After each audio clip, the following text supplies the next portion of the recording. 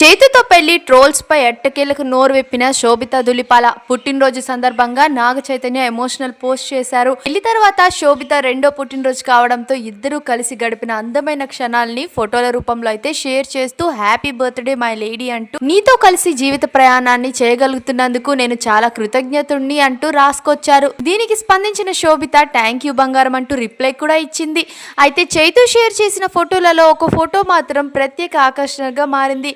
సమంత నాగ చైతన్య విడిపోయిన తర్వాత తొలిసారి వీరిద్దరిపై డేటింగ్ రూమర్స్ మొదలైన ట్రిప్ కి సంబంధించిన ఫోటోని కూడా ఆయన షేర్ చేయడం ఇప్పుడు హాట్ టాపిక్ గా మారింది. ఇదే సమయంలో తనపై వచ్చే ట్రోల్స్, నెగటివ్ కామెంట్స్ పై శోభిత స్పందించింది. సెలబ్రిటీల పర్సనల్ విషయాలపై ప్రజలకు సహజంగానే ఆసక్తి ఉంటుంది. అన్ని నెగటివ్ పాయింట్స్ కి స్పందించాల్సిన అవసరం లేదని చెప్పుకొచ్చింది.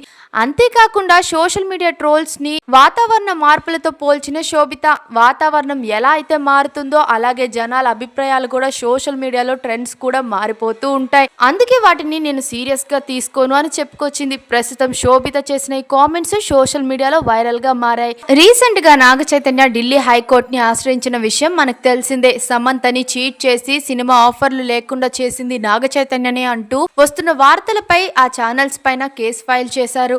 ఇక మీ అభిప్రాయం ఏంటి? కామెంట్స్ లో తప్పకుండా చెప్పేయండి. మరిన్ని ఫాస్ట్ అప్డేట్స్ కోసం మా ఛానల్ ని సబ్స్క్రైబ్ చేయండి.